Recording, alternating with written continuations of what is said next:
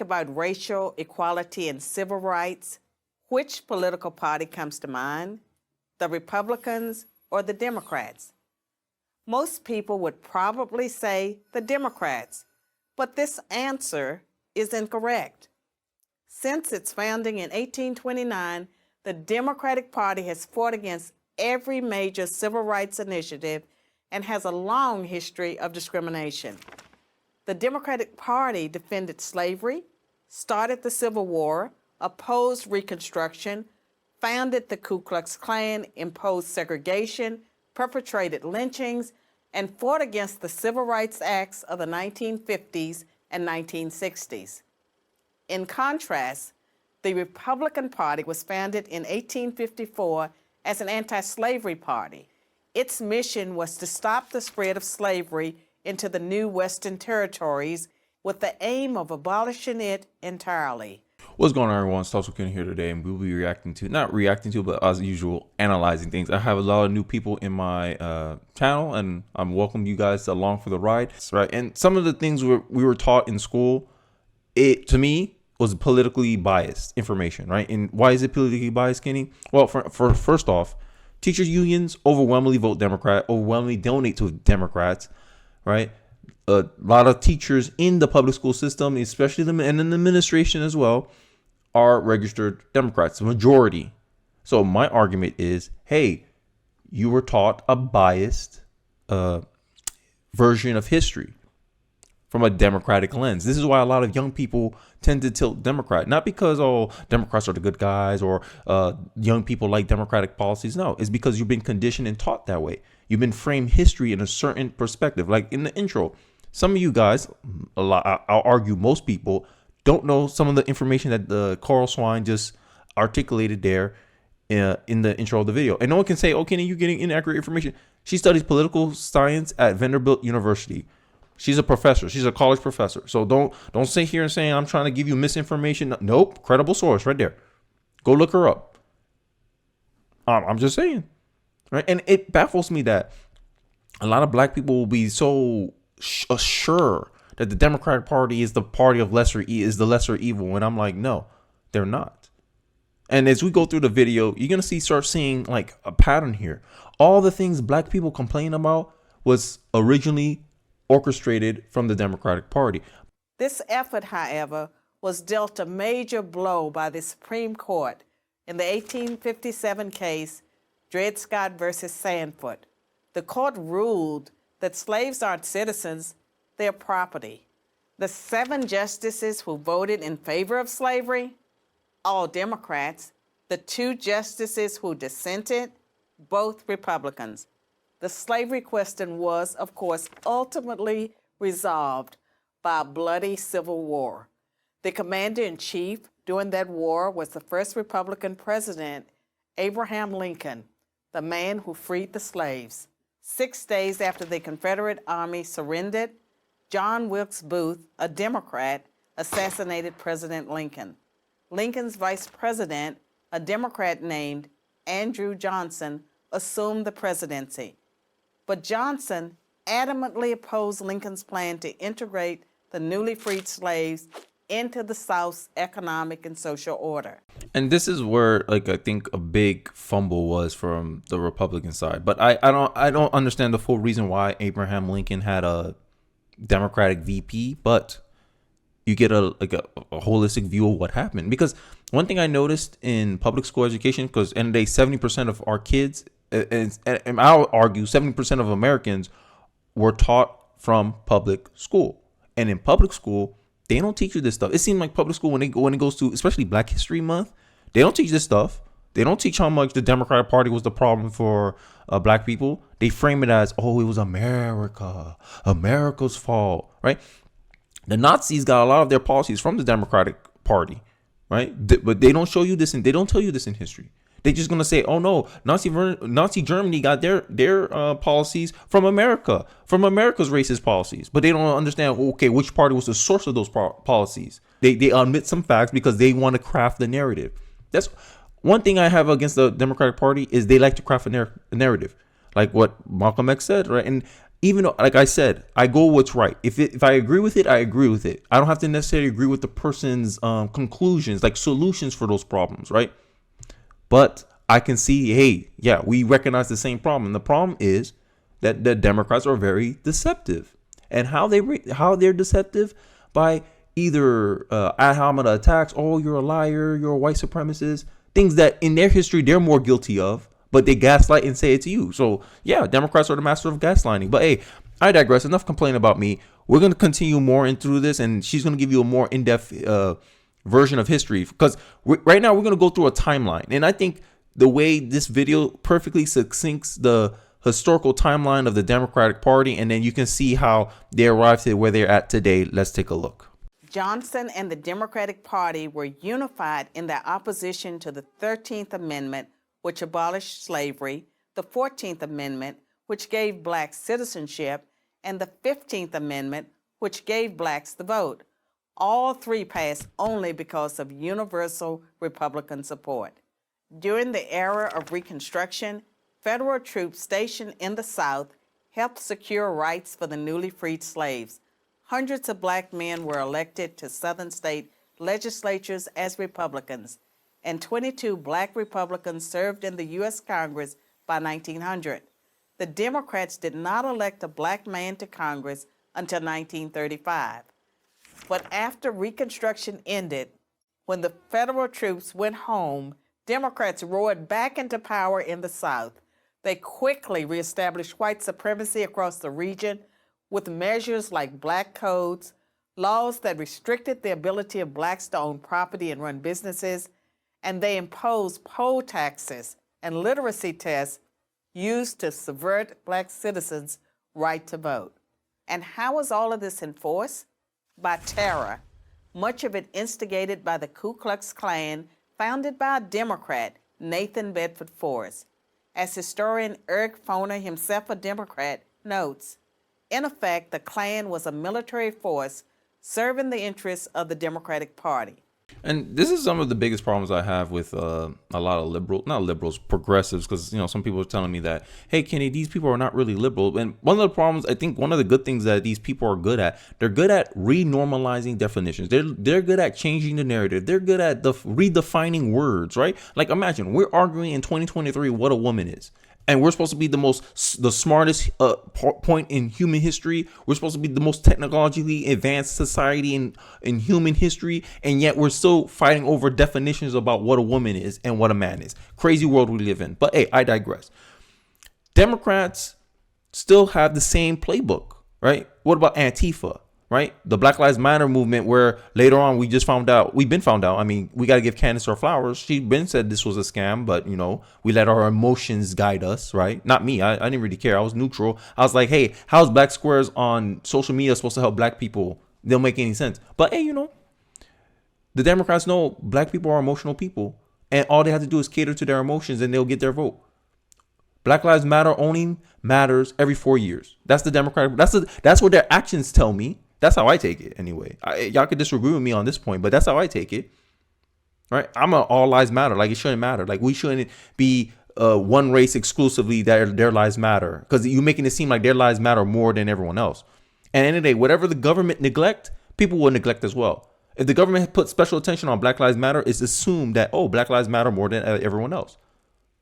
And when Black Lives Matter, people saying, oh, no, that's not the case, Kenny. That's not what we're saying. Okay, then why I get mad when Candace and Kanye did the White Lives Matter thing? Y'all wouldn't have that reaction. Y'all would have been like, yeah, white lives do matter. Y'all would have took it the same way y'all took Black Lives Matter. But no, y'all didn't. Y'all got mad. Oh, they're only saying white people matter. But I'm like, they literally, all they did was change one word. Baffling me. It baffles me. Right? But Antifa's like this for the Democratic Party right now. Right? They keep bailing out. No law and order. Why? To let their goons run wild and terrorize people into voting for Joe Biden. 2020 screamed what the Ku Klux Klan used to do to black people. Rule them through terror. Hey, you better vote Democrat, or I'm not gonna know if your house is still gonna be here. This is what started black people migrating to voting Democrat, because they were terrorized by the Ku Klux Klan to do so, or else their property would have got destroyed. They would have got personally attacked. The same thing happened. I think that's how Joe Biden got into office, right? I'm just saying, because people was like, oh, just want to return to normal. Remember, they were boarding up cities, getting ready just in case Donald Trump won, because they knew a riot was going to happen. One point I also want to bring up as well is that something she kind of glossed over was the 1920s, where Black Wall Street was prominent, right? Black people were owning their own businesses. They were creating their own enterprise, essentially creating their own ecosystem within America. And Democrats didn't like that. White Democrats didn't like that. This is why there was a resurgence in the South with the white supremacy, Jim Crow, a white lash, as you would say, is because they noticed that, oh shoot, these ninjas can actually do things for themselves. We can't allow that to happen. So they went in, destroyed their stuff, put the Democrats back in power, right? Establish white supremacy, create these black codes so the black people don't own property and run businesses, because in the 1920s, black people already showed the ability that they can do for themselves. And the Democrats like, oh, we can't have these people be independent from us. And that's when they started, taking away their property. Gun control was first introduced because of that. Because they're like, oh, we can't have these ninjas have any guns. How are we going to lynch them if they have guns? How can you lynch a group of people who are armed? You can't. Gun control was a racist. Gun control. Hey, look, gun control came from KKK. Abortion came from KKK because the Margaret Sanger was the founder of Planned Parenthood. If you look her up, you'll find out she's a racial eugenist. Democratic policies cause more harm to America than good. That's all I'm trying to say, right? And another interesting point with the abortion thing is, I heard I forgot the lady's name, but it was a black woman. She's pro-life, and she made the bold statement that she said every argument that abortionists, like pro-abortion people, make for abortion could be an argument to maintain slavery, and that blew my mind. Craziness. But hey, I digress. Let's get into the next part of this video where you can see how Democrats started mastering the art of propaganda. President Woodrow Wilson, a Democrat, shared many views with the Klan. He resegregated many federal agencies and even screened the first movie ever played at the White House, the racist film, The Birth of a Nation, originally entitled The Klansman. A few decades later, the only serious congressional opposition to the landmark Civil Rights Act of 1964 came from Democrats. 80% of Republicans in Congress supported the bill. Less than 70% of Democrats did. Democratic senators filibustered the bill for 75 days until Republicans mustered the few extra votes needed to break the logjam. And when all of their efforts to enslave blacks, keep them enslaved, and then keep them from voting had failed, the Democrats came up with a new strategy. If black people are going to vote, they might as well vote for Democrats.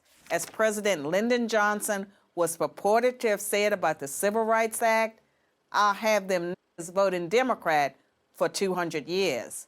Hey, this is one of the things I say, that sometimes I always start thinking black Democrats are not really pro-black, right? Because, and this also makes sense with Malcolm X when he said that if you vote Democrat, you're a traitor to your race, is because a lot of the policies and issues that the black people face was originated from Democratic policy. Right. And then and I'm like, yo, it baffles me that black people are just going along with this stuff. Right. And this is why I said black people should not be Black America, should not be loyal to the Democratic Party. Just from that, the little bit I played there. When you was trying to do for yourself, you racist white people don't want me in your hotel. OK, we're going to go build our own hotel. And then when they figure out that, damn, we can sustain ourselves, we can operate on our own, they came in and destroy your stuff, and they say, hey, be dependent on us. Here you go. Here's the policy. We'll start voting for you guys now. 1935, y'all start becoming Democrats now, right? Because now, like what Malcolm X said, liberals are like sly foxes to use us or Black America as a weapon against the conservatives. Oh, you guys are the party, or you guys are the racist party. Look, we got representation on our side. Democrats only care about a superficial representation, because at the end of the day, the Democrats are the party of everyone look different but think the same. But black people with so much fire will come on my comment section and call me ignorant. Oh, look at the racial disparities in our country. And I go, well, the NBA is 70% black. Is that a racial disparity? Nope. It's never, when it benefits a minority group, it's never a racial disparity. That means that's why I say white liberals, I can't stand y'all, because y'all come out cross as, oh, you're less than, you're an inferior. How is it that, okay, if if a sport or industry is 70% black, oh, that's fine. But if an industry is 70% black, oh, that's not white, is not fine. Either you treat them the same or you don't bother at all. And that's the problem I have. There's no consistency there. It's just like, hey, we want power. We want these people dependent on us to get power. This is why they want you hooked on welfare. His war on poverty, Lyndon B. Johnson's war on poverty, you can make the argument it increased poverty in the black community. Because before war on poverty, the black community was only 25% raised by single mothers, right? And then he created an incentive structure. Hey, you get free money from the government, but you can't have your husband in the home. Incentivize black women to choose the government and not their husbands. And now you look at it today, almost 78% of the black community is raised by single mothers. And there's problems that come with that. Single moms are at a higher propensity to be in poverty than married couples. Crime, your children are statistically more likely to be criminals, to do bad in school, to be less financially literate, to grow up in poverty. Because everyone wants to blame poverty, but okay, what actions and decisions you made to set yourself up for that? And that's becoming a single mother. That's you taking government dependence, because the government don't raise your kids. Government just give you resources, essentially a bribe to be a Democratic voter. And the minute the Republican comes and say, hey, you could do it for yourself, you go, oh, that's too hard. I'd rather just sit here and get free stuff from the government. All war on poverty did was make you comfortable in poverty. That's it. That's all it did. It made you comfortable in poverty. It's nice and sedated. You don't want to do anything more for yourself. You have no leverage in that situation. That's what I'm saying. The black community has no leverage like that if they're overwhelmingly loyal to the Democratic Party.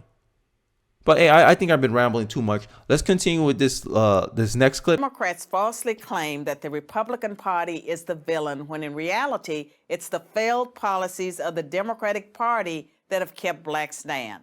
Massive government welfare has decimated the black family. Opposition to school choice has kept them trapped in failing schools. Politically correct policing has left black neighborhoods defenseless against violent crime. So when you think about racial equality and civil rights, which political party should come to mind? It should be the Republican Party. But that's if we got an honest version of history. And this is why the left gets so mad about Ron DeSantis saying, hey, we want a more patriotic history, right? Oh, we want to eliminate AP, African American history. Because I agree with him. I agree. We should eliminate African American history. Why, Kenny? Why would you say that? Because in the day, Martin Luther King was an American. Malcolm X was an American. Like, it's American history. Why segment it off? Because they know if they segment it off, then they can put in, oh, look, this 1964, which makes the Democrats look good, because in the day, Lyndon B. Johnson did sign that bill, the 1964 Civil Rights Bill, and also I think 1965. But he had to spin it because obviously he was in the minority side of this issue, right? Because the party was against him. It was the same thing that happened to Trump in 2016. Trump had an agenda. The Republicans didn't want to go behind him. Same thing happened to Lyndon B. Johnson. He had an agenda. Hey, I'm gonna sign this into law, and that's why he came out with that statement. Hey, we can have these ninjas voting for us for 200 years. America, you should know that politicians, they only care about keeping themselves in power. And you have to make sure they pay a cost to stay in power. Hey, we need these things done. Hey, we need solutions. We're tired of you guys running on the same issues for years, not dragging your feet into solving them. America, because at the end of the day, the politicians won't get better until the American people demand them to get better. And that's why I started this channel, because I believe that, hey, if everyone's going to vote, my way of making America better is at least trying to make the voters more informed about what they're doing and how these policies actually negatively affect us, right? Socialism is just as popular as capitalism, even though I can show you examples of how socialism failed time and time again, caused more pollution in the world. All my climate changers out here, socialism caused more pollution than capitalism do, but y'all still want socialism. I don't understand. It's because we're rehashing the same arguments, the same problems, and I'm tired of it. It just seems like politics is to punt it to the next generation. When are we going to be?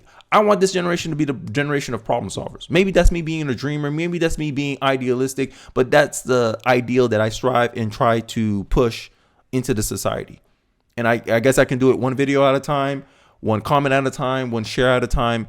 And That's really where I'm coming from with this stuff, is that I just want a more informed America. I don't care if you don't actually agree with me anymore, or you're not a Republican, or you're not a Democrat. At least have reality, the clarity. Hey, this actually happened. He has an actual argument. Like, let's be about fixing stuff. Let's about making solutions. I think politics should be about solutions, not about staying in power. And I think the only way that paradigm is going to shift is if the American priorities shift. But that's going to take some sacrifice on our part. We may not like Social Security, and a lot of people get touchy when you touch about their social entitlement, because there's conflict of interest there. What personally benefits you doesn't technically benefit the country as a whole.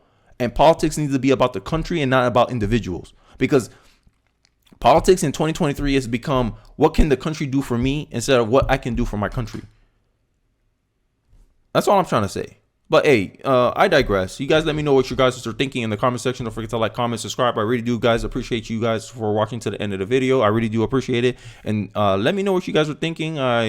I'm open to hear all your arguments, all your conversations. I really do appreciate all the support I've been getting lately on my channel. I really do appreciate it. You guys don't understand how grateful I am to have you guys here. And like the video, share the video. Don't forget to subscribe if you haven't already. If you have subscribed, hit the notification bell so you're notified of all the videos that I post. And I'll see you guys on the next one. Peace.